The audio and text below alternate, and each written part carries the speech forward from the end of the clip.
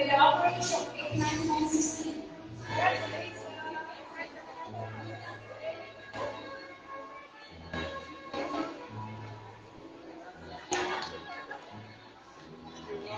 Round 7, with average of 89.56. Gabito Romeo P.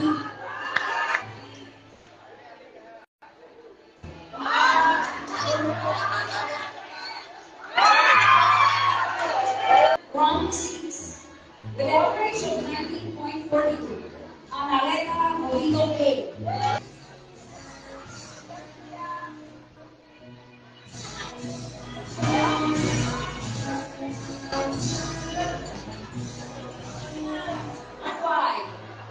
With average of 91.48, Litoy Middle B.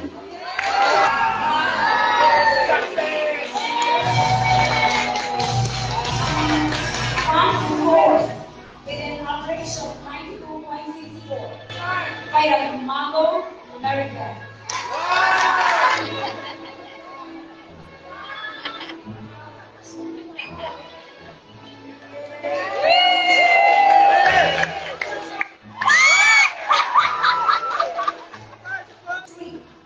With an average of 92.58, Analeta Mary Josephine C.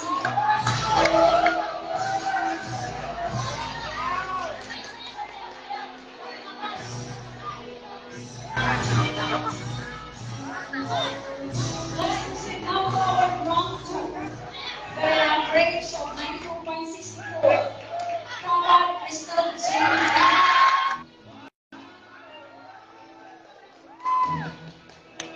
And now, our round 1, with an average of 95.4, Mario Rosalina.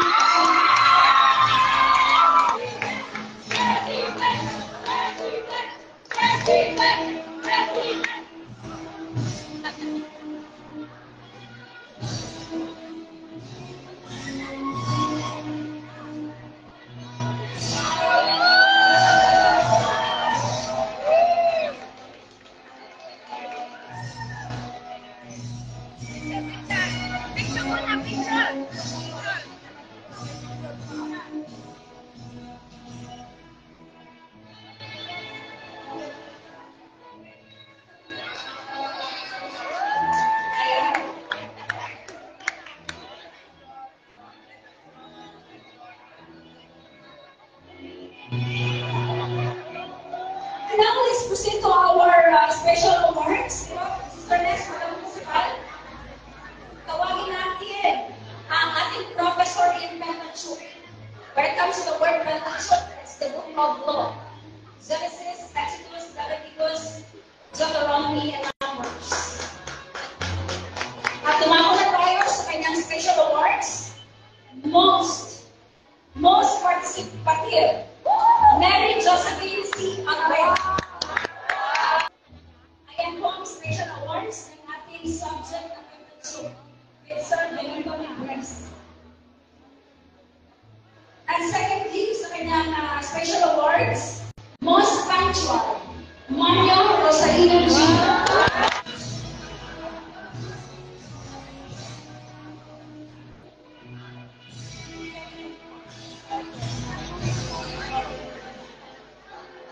New Testament epistles, Ma'am Juliet Rotella, para sa kanyang most award.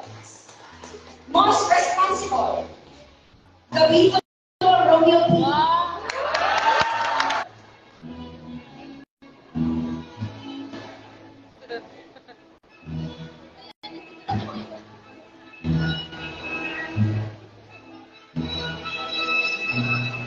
Most responsible, Tata Crystal J.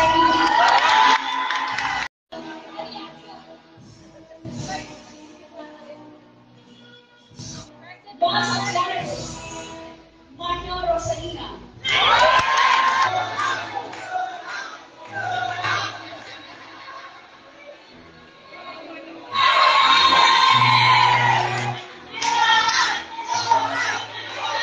Sir po kayo at naman pa rin ang most actual. Those in Mario Rosalina.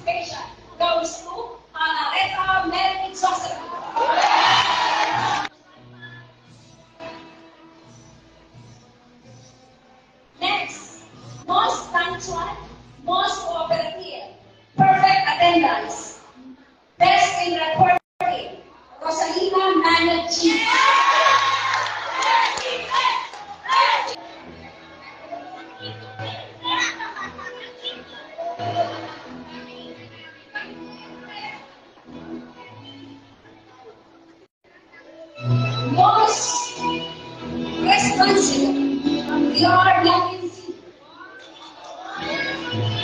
Last but not least, most important student. Kaya Mago Maribel.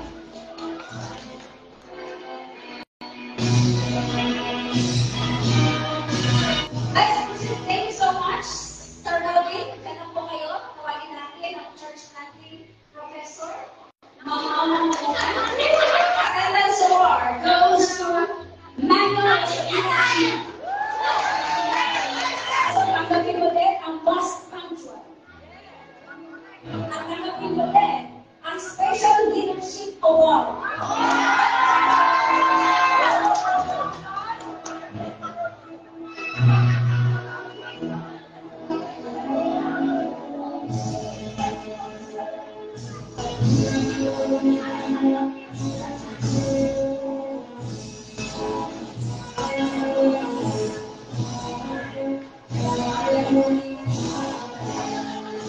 Perfect attendance also in church planning, Tata Crystal Jane Peter.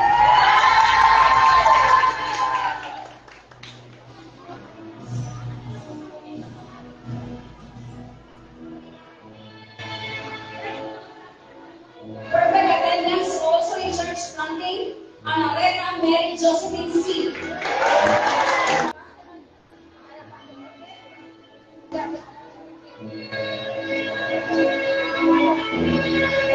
Attendance award, the biggest Russell G.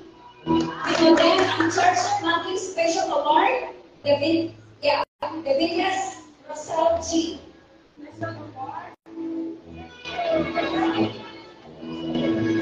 Most responsible, the Victor Romeo P.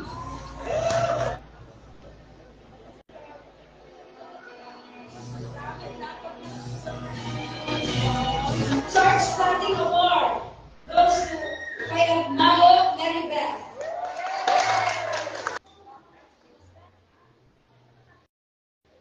Church planting special award goes to Federanda Janine.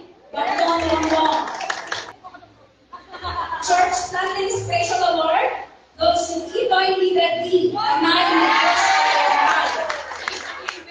Lastly, church planting special award goes to Rioval Martina Amalie Carolca.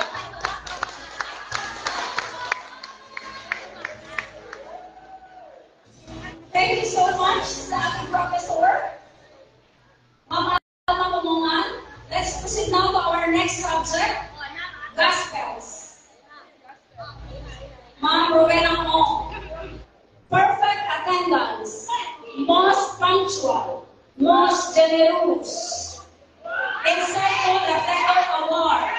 Outstanding Reporter Award goes to Manuel Rosalina G.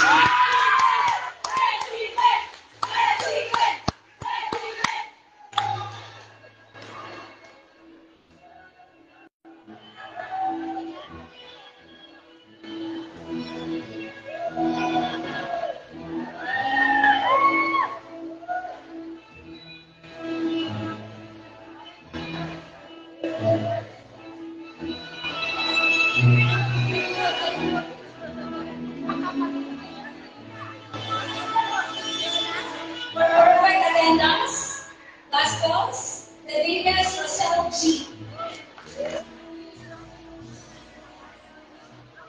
Perfect attendance, most participative, Anareta Mary Josephine C.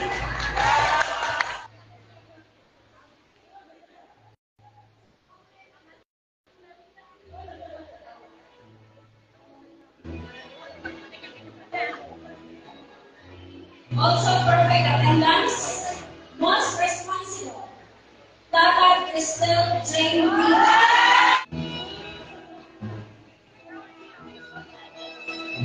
Insightful Reflector Award, Ratsing Rodolfo G.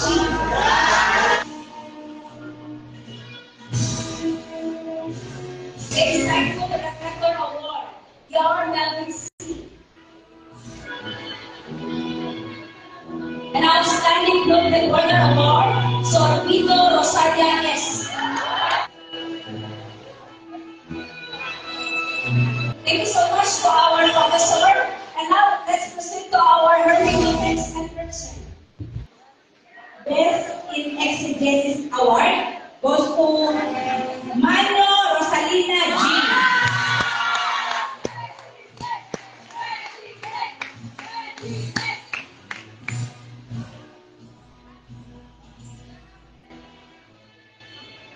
Congratulations.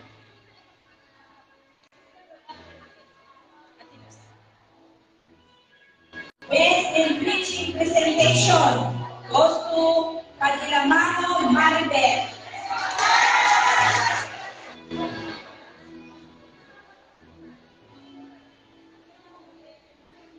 Most Villalobol Award, Crystal J. B. Anan. Kaya muli, maraming salamat po sa ating principal and our secretariat. Pagpapagal po muli ang ating Father, we thank you for this overwhelming victory we have experienced today. Thank you, Lord, for making us indeed able to do far more than we are able to think or imagine or pray for or ask for. We bless you, Lord God. We know that the Holy Spirit is the one moving powerfully in their lives, Lord God. Napakasarap, Panginoon.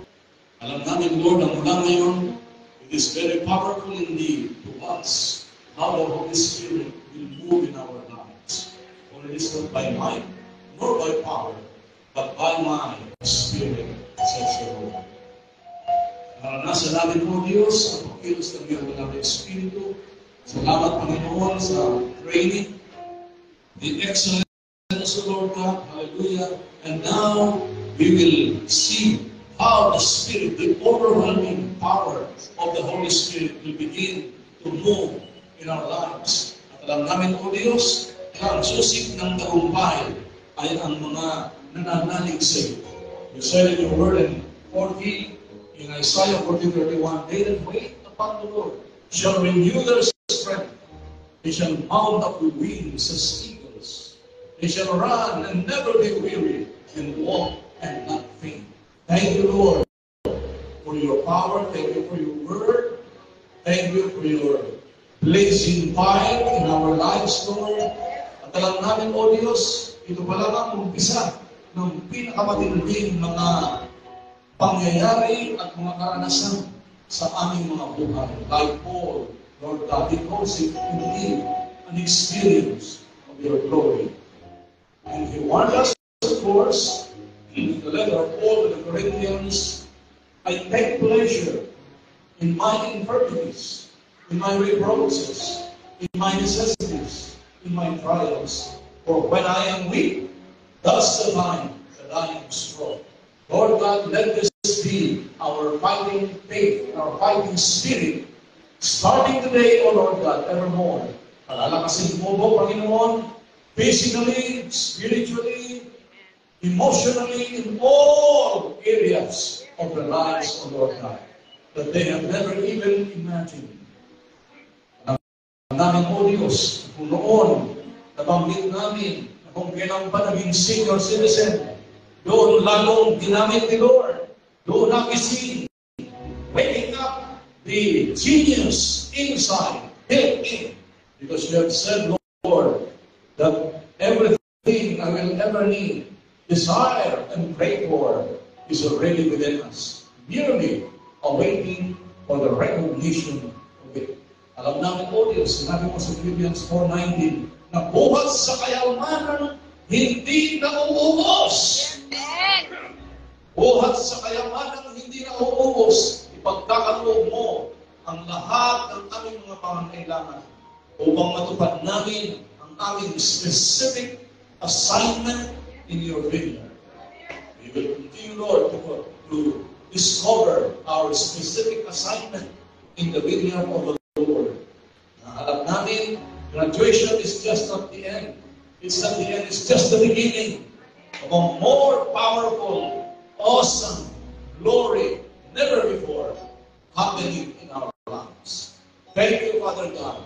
Thank you, Lord, for all our professors, Lord God, for all of the days, for all of the excellence, for all of our concentration and focus na alam namin, O Diyos, kapag ibinigay at ibinigay namin ang aming oras, ang aming mga araw, you will give it back, Lord God.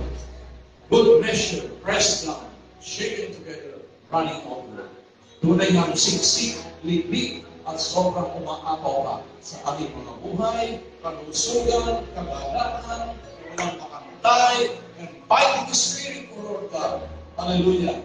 Now we are going to discover more and more the available warrior angels, Lord God, hovering and available na pala sa aming lahat, Panginoon. Thank you, Father God, for we are going to rely on you evermore.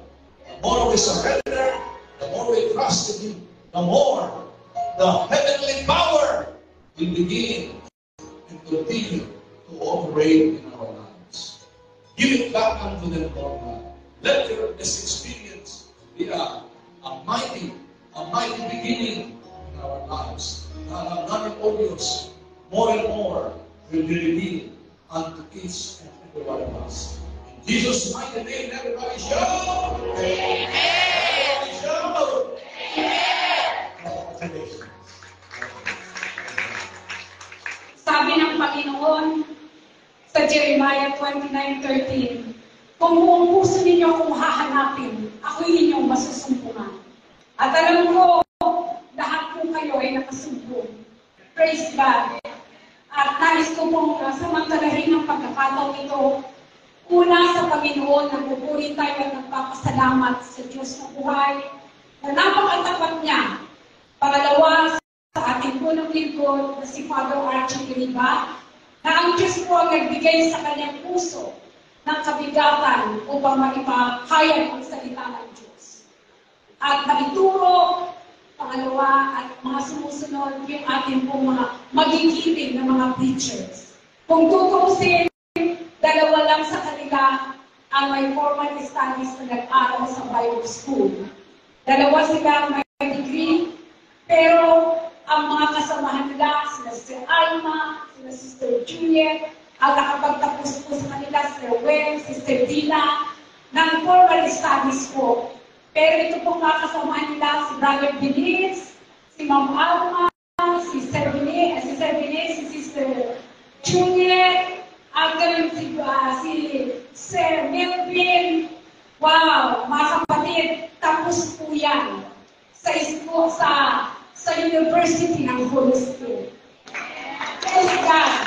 Ang kanila pong tinuro ay hindi nila pag-aralan sa universities. Ganon din po ang mga nagtapos natin, sina Ma'am Dina. Pero alam ko po, revelation galing sa ating Panginoon. Bunga ng kanilang pagsisikap at pagsisikap. May biyaya o wala. Ito po ang ating mga teacher ay may pagmamalaki po namin sa buong mundo.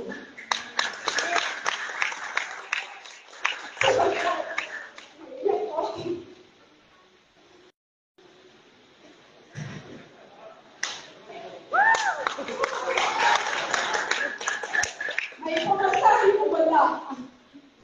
May biyaya o wala. Patuloy na iyan ang salita ng Diyos. Salamat sa Panginoon sapagkat pinagpala kami ng mga. Pero alam po namin ang Diyos na tumawag sa kanila ay hindi nagkukunan. Sa bawat mga nailangan nila, tapat ang Diyos na tumawag sa kanila. Alam niyo po, may preacher po dito galing sa ibang ministry. Tagal ko nag-preach sa ibang ministry. Pero dito ako talagang nakakilala sa Diyos. Dito ako kinatagpo ng Diyos sapagkat luluhod ka, iiyak ka sa Panginoon at talagang maririnig mo ang piling ng Diyos. At patutunayan ng Diyos na hindi tao ang tumawag sa inyo, kundi Diyos ang tumawag sa inyo. Praise God. Salamat mga kapatid sa inyo po pagtitiwala sa ministeryo ito. Salamat sa mga nananakit,